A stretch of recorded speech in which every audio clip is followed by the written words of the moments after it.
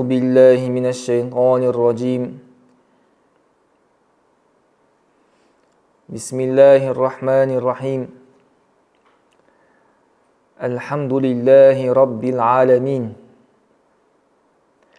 والصلاة والسلام على سيدنا محمد خاتم النبيين وعلى آله طاهرين وصحابته أجمعين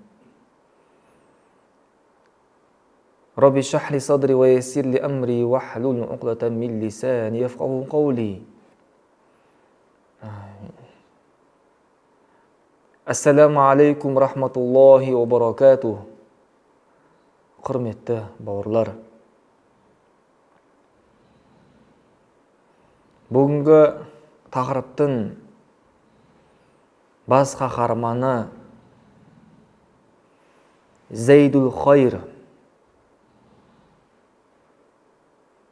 Жақсылықты көп жасаушы Зейд. Мұхаммед саллаллаху алейхи уассалам оған былай айтқан екен: Лиллахи даррука я Зейду айю роджулин анта. Ей Зейд, сен қандай кісісің? Яғни бұл даррука деген мағынасы таң ғажайып үшін айтылады да. Осыншалықты батыр болатында, ей Зейд, қандай сүт емдің? Сен қандай батырсың деп тұр ғой пайғамбарымыз саллаллаху алейхи вассалам. Біздің оқиғамыз былай басталады.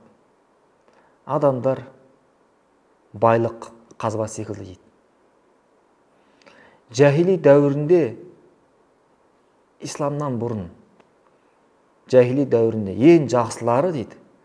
Сол кісілер исламды қабылдағаннан кейін де ең хайырлы, ең жақсы болады.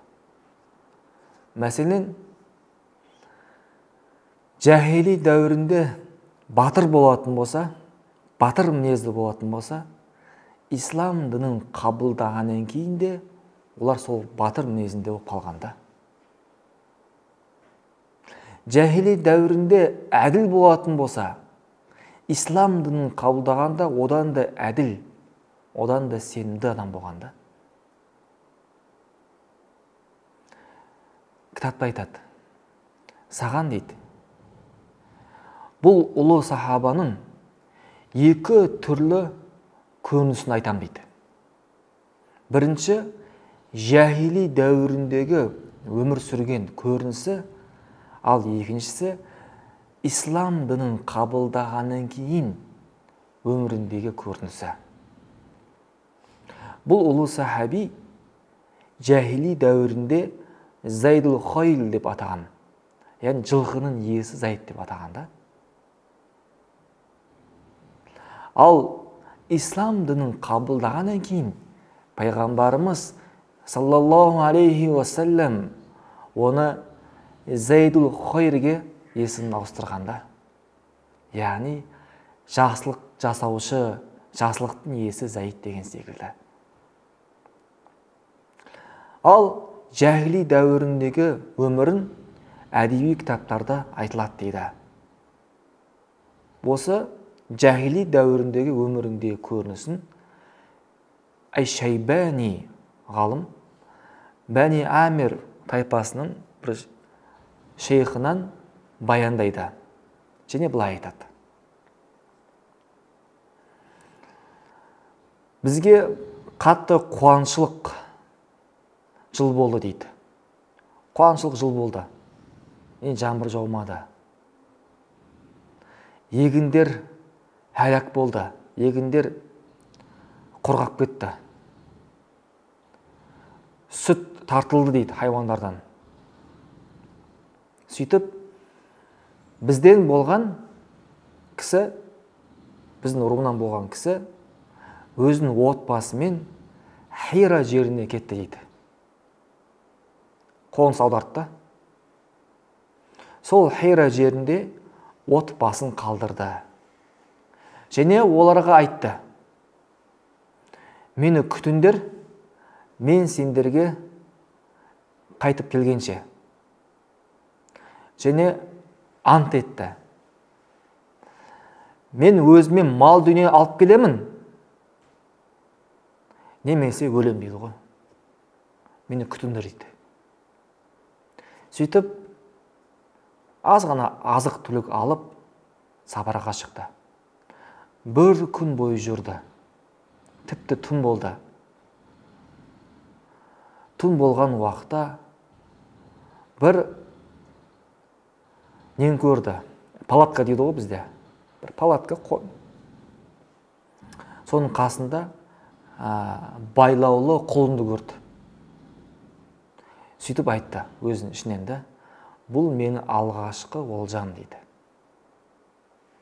Сөйтіп сол құлынға барып, аяқтарын шешіп, қашуға жақын қалған уақытта, сол құлын иесі биік дауыспен айғайлайды ғой. Оны жібер дейді. Олжаңа өзіңді ал. Өзіңді аман қалдырда жібер дейді ғой. Мен әлгі құлынды жібердім де кете бердім дейді ғой. Сөйтіп 7 күн бойы жүрдім. Азық іздеген отбасына. Сөйтіп түйе тұратын бір қораны көрдім дейді. Қораға жеттім. Сол қораның қасында терден тоқылған бір үйді көрдім дейді. Яғни киіз үй секілді да. Ол сондай үй бай адамның тұратын бір белгісі дейді. Сөйтіп өз ішінде айттым, мынау қорада әлбетте түйелер болу керек, және мынау үйшікте оның иесі болу керек деп айттым. Сөйтіп сол терден жасалған үйге күн батар уақытта жақындадым дейді. Үйдің ауласында, ортасында үлкен қарт кісі отқан дейді. Сол үлкен қарт кісінің артынан тығылып отырдым дейді. Ол мені байқамады. Міне аз уақыт өткен соң күн батты. Сөйтіп, сол үйге бір мен олдан алдын мүлдем көрмеген аттың үстіне отқан, биік аттың үстіне отқан бір үлкен батыр, шабандоз кісіні көрдім дейді ғой. Оның екі жағында екі құлы бар дейді. Оң жағында, сол жағында. Оның артында 100 шақты түйе бар дейді. Түйенің алдында түйенің аталық түрі бура дейді. Бурасы бар дейді. Яғни жылқының айғыры болады ғой. Дәл бағандағы түйенің айғыры бура. Аталық түрі да. Сол бура шөккен уақытта артындағы түйелер бәрі шөкті дейді ғой. Сол жерде қоныстанды. Әлгі денелі келген шабандоз құлдарын біріне айтты. Әлгі семіз түйеге барда сүтті алып, мына қарт кісіге сүтті бер дейді ғой. Сөйтіп әлгі құлын біреуі сүтті алып, ыдысты толтырып, әлгі қарттың алдына қояды ыдысты ше. Өзі кетіп қалады, құлын өзі кетіп қалады. Сөйтіп әлгі қарт сол ыдыстан бір-екі рет су ішті да қойды дейді ғой.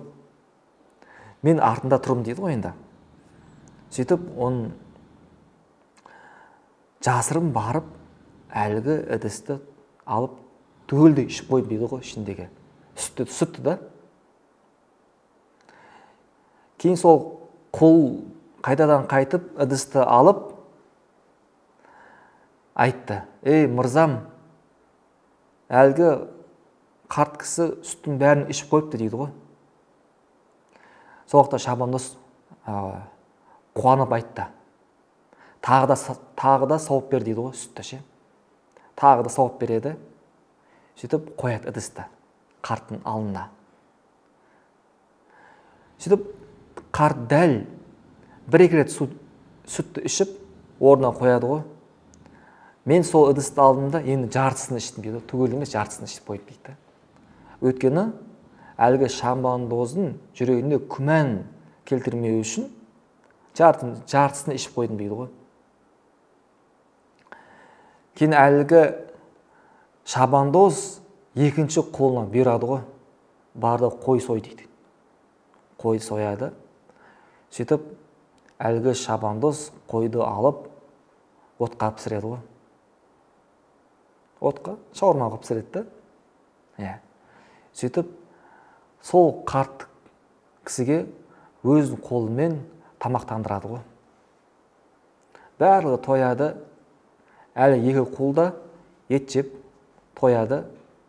Аз уақыт өткеннен соң барлығы ұйқыға кетеді. Барлығы терең ұйықтайды. Енді сол уақытта дейді, мен әлгі бураға бардым дейді да. Түйенің аталық та, несі. Соның аяғын шештім. Сөйтіп оның үстіне отырып алдым дейді, айдадым дейді. Оның артынан әлгі 99 несі түйелер еріп кетті дейді ғой ағайындар. 100 түйемен яғни кеттім дейді ғой. Тоқтамастан, алдыма қарамастан, артыма қарамастан тікелей қашқан екен да. Сөйтіп күн ыстық болған уақытта, шамамен 5-ге жақындаған уақытта артыма қарадым дейді да.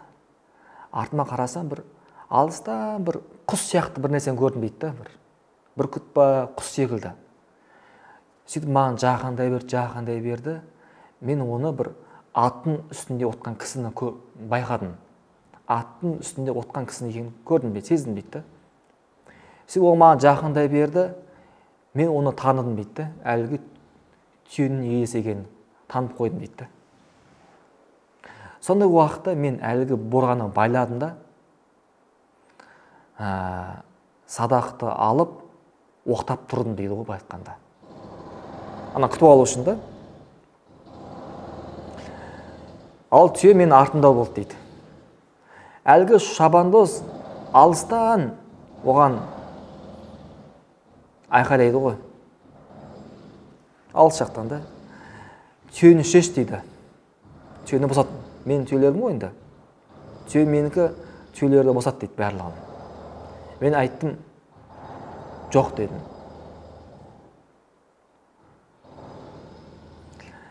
Әлгі кісі түйе ұрлаған кісі айтып, мен өзім артынан аш туысқандарым, әйелдерімді қалдырып кеттім дейді ғой. Хирада, Хира елінде. Мен оларға ант еттім. Мен оларға дүние тауып келемін, немесе өлем дейді ғой. Әлгі шабандоз айтады, онда сен өліксің дейді ғой. Онда сен өлесің дейді. Түйені шеш дейді.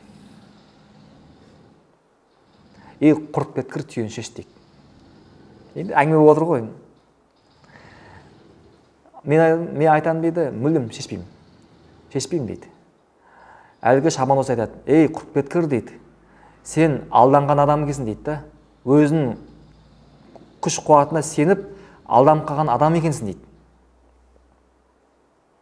Сөйтіп әлгі шабандоз айтады, сен анау түйенің дейді да, бауына тізгініне маған сілтеш дейді.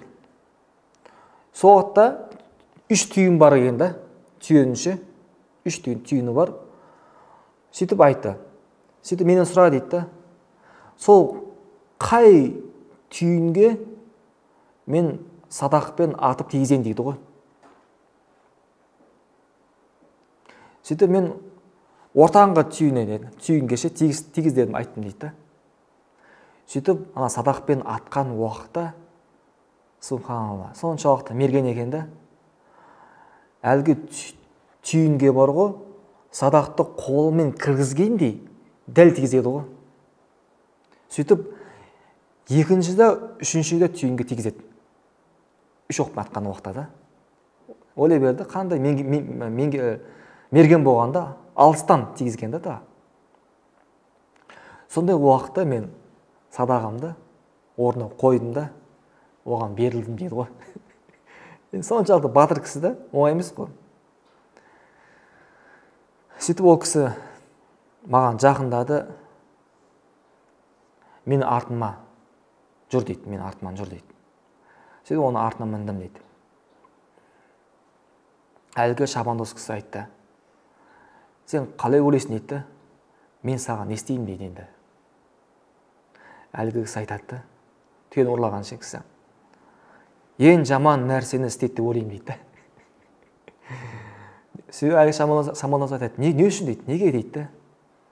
Өйткені мен сенің түйені ұрладым, саған қиындықты туғыздым дейді. Саған шаршауды келтірдім дейді, былай айтқанда. Сол уақытта әлгі шабандоз айтады, сен дейді, ойлайсың ба дейді, әкеммен дастархандас болған кісіні жамандық жасауды сен ойлайсың ба дейді. Яғни бұның әкесі мухалхил болғанда, мухалхил. Енді мухалхилмен дастархандас болған, енді өзінің әкесі ғой. Мен сол кісіге жамандық істейді деп ойлайсың ба дейді. Әлгі кісі, қарт кісі, оның әкесі болған екен да, ағайындар. Сол уақытта әлгі түйені ұрлаған кісі Мухалхил есімін естіген уақытта, сен әлгі Зайдул Хойл сенсің ба дейді. Әлі шабандоз кім екен? Зайдул Хойл сол екен да, жылқының иесі, ағайындар. Сенсің ба дейді. Иә дейді, менмін дейді ғой. Яғни біздің тақырыптың бас қаһарманы қайсы еді? Шабандоз да, ағайындар. Әлгі ұры емес. Түсінді ма? Сөйтіп әлгі ұры кісі былай айтады ғой. Ең жақсы тұтқынға алушы бос дейді. Әлгі шабандоз Зайдул Хойл айтады, саған ештеңе етпейді дейді, менімен бірге жүр дейді. Аллаға серт дейді. Бұл түйелер дейді, егер менікі болса, саған бере салатын еді. Бірақ та бұл түйе мені әпкелерімнің түйем дейді. Туысқандарымға, әпкелерімге дейді. Сен менің қасымда бірнеше күн бол, мен жақында бір ауылға шабуыл жасаймын. Бұрын жахилиет дәуірінде солай өмір сүрген, шабуыл жасаған, солардың дүниесін ақ болған, солай өмір сүрген, былай айтқанда ше. Бір ауылға шабуыл жасаймын, содан түскен олжан саған берем дейді ғой. Бірнеше күн өтті, 3 күн өтті дейді. Сөйтіп Бәни Нумайр ауылына, қауымына шабуыл жасап, сол жерден 100-ге жақын түйе алады ғой, ағайындар, 100-ге жақын түйені олжаға алады ғой, сол соғыстанда. Сөйтіп түйенің барлығы маған берді дейді ғой. Тіпті менімен бірге бір кісі өзінің кісілерді жібереді, өзінің тарапынан кісілерді жіберді, мені қорғау үшін да. Сөйтіп мен Хираға жетіп алдым дейді, ағайындар. Яғни сондай батыр болған, әлі жомарт кісі болған екен да, ағайындар. Міне, бұл дейді жахили өміріндегі бір ғана көрінісін дейді. Бір ғана көрінісі. Ал исламдағы көрінісі, ислам дінін қабылдағанда оның көрінісі, оны біздің Кутубы сияр дейді, сира кітаптарында алып келеді дейді. Және былай баяндайды.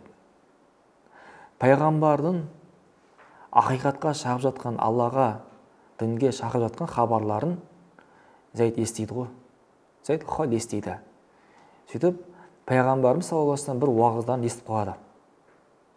Кітап хадистерін, аяттарын естіп қалады. Сөйтіп, өзінің аттарын дайындайды.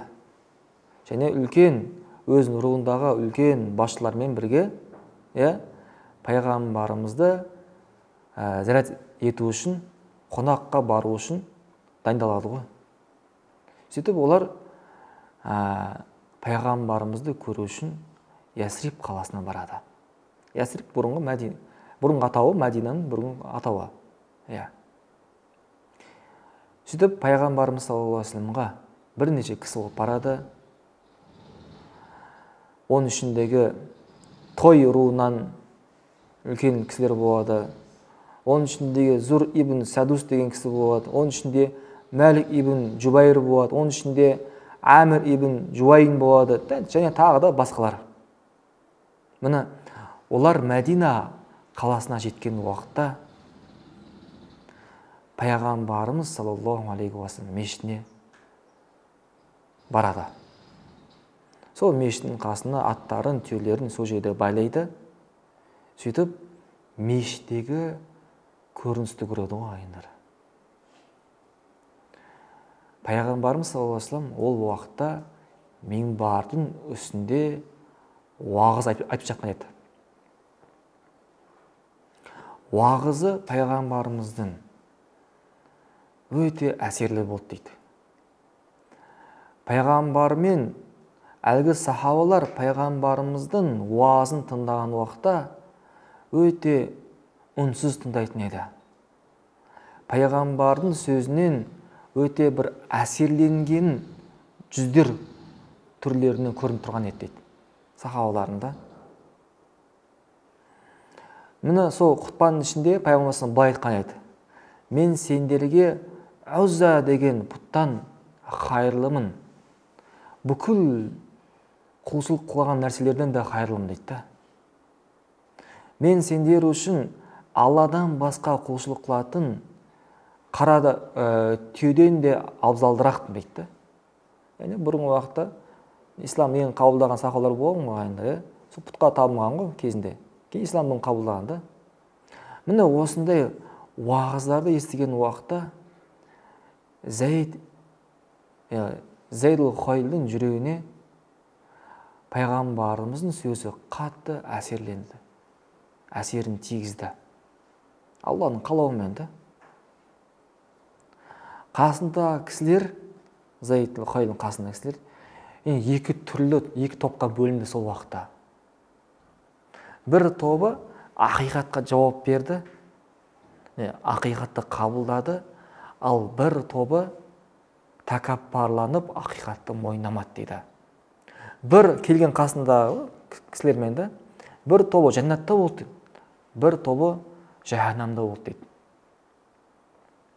Ал Зур ибн Садус болатын болса, пайғамбарымыздың айтқан керемет уағыздарына тән беріп, және пайғамбардың уағыздары мұсылмандардың жүрегін баурап алғанын көрген уақытта оның жүрегіне көреалмашылық кірді. Көреалмашылық. Көреалмашылық деген сондай зиянда. Оның жүрегінде қорқу кірді. Яғни былай да, әлгі пәленше кісі бүкіл арабтардың жүрегін баурап алып жатыр деген сияқты ше. Қызғаныш кірді, тәкаппарлық кірді, яғни көреалмашылық. Осыдан кейін ол кісі былай айтты: Аллаға серт дейді, мен дейді, өзім мойымды дейді, оған елік етуіне жол бермеймін дейді. Сөйтіп, Шам еліне барып, шашын тақыр қылып, христиан болып кетті дейді. Ал Зайд болса, қалғандары болатын болса, олардың істері басқа болды енді. Пайғамбарымыз саллаллаху алейхи вассалам құтпадан кейін, уағызды айтқаннан кейін, Зайд адамдардың арасына барып, Зайд өзі ер кісілердің ішіндегі өте әдемі сұлу жігіт болған екен, бойы ұзын болған екен. Ол атқа мінген уақытта ешектің үстінде отқандай көрінгенше, соншалықты бойы ұзын болғанда, денелі кісі болған ғой енді. Мұсылмандардың арасына кіріп, дауысы жуан болған екен да. Дауысы жуан болған. Сөйтіп айтқан, уағыздан кейін да: ей Мұхаммед дейді, әшһәду ан ла илаха иллаллах ва аннака расулуллах. Мен куәлік беремін, сенен басқа ешбір тәңір жоқ, сен ақиқат Алланың елшісі деп. Пайғамбарымыз саллаллаху алейхи вассалам мұны көріп, сен кімсің деді. Сонда уақытта өзін таныстырады. Мен Зайдул Хойлим дейді, Ибн Мухалхил.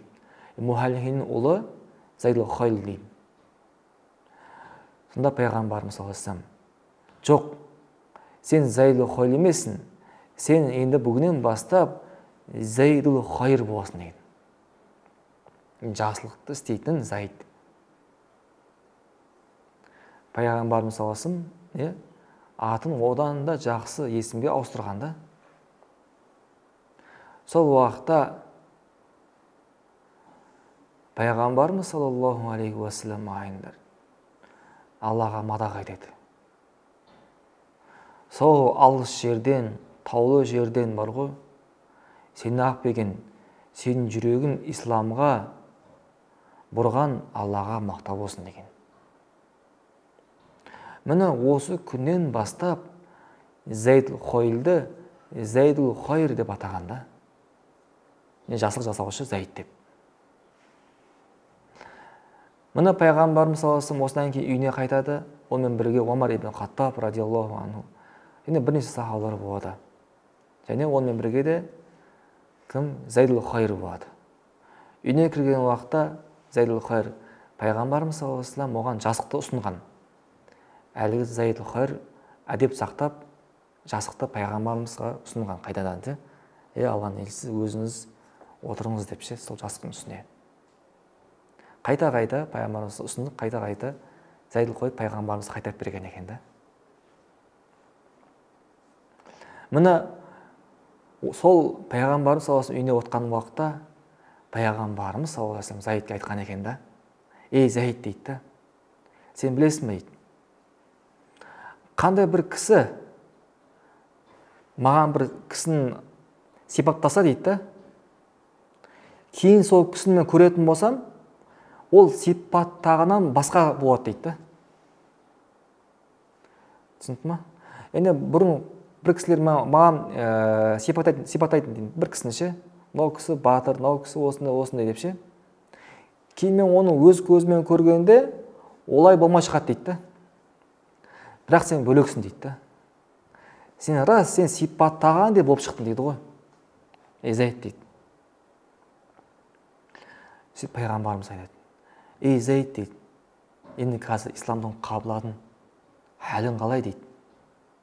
Сол уақытта Зайд айтады, менің хәлім дейді, жақсылықты жақсы көрем дейді. Жақсылықты істейтін кісілерді жақсы көрем дейді ғой. Пайғамбарымыз Зайдул Хойр деді ғой. Кейін мен білдім дейді да, мен сауапты ізгі амалды жақсы көрдім. Менен бір қандай сауап амалдар кетіп қалатын болса, істей алмай қалатын болса, мен өкінем дейді ғой. Қараңыздар, пайғамбарымыз саллаллаху алейхи вассалам айтады, бұл дейді, Алла Тағала жақсы көрген белгісі дейді ғой.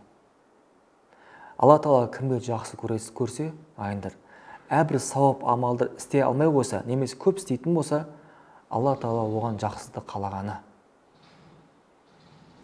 Зайд айтады, альхамдулилля дейді, Алла Тағала, Алланың елшісі менің жақсы көрген нәрсеге қылған, Аллаға мақтау болсын деген. Сөйтіп әлгі Зайдул Хойр пайғамбарымызға қарап айтады, Алланың елшісі дейді, маған 300 атты кісіні беріңізші дейді да. Мен сізге уәде берем дейді. Сол 300 ат кісімен Римді алып беруге дейді ғой, ағайындар. Римді алып беруге ше. Пайғамбарымыз саллаллаху алейхи вассалам қарашы, әлгі оның дертінше таң қалып Аллаху акбар дейді ғой. Әлгі дертін үлкен санап былай айтады ғой. Лиллахи даррука я Зайд, айи рожулин анта. Ей Зайд, сен соншалықты батыр болатындай, сен қандай кісісің, қандай сүт ембесің дейді, қандай сүт ішкесің деген сияқты ағайындар.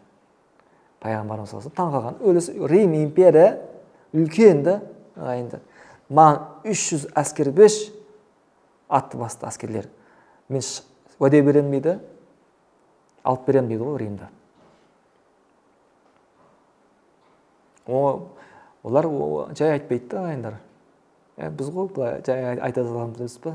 Жоқ. Олар айтқан нәрсесін жауап берген.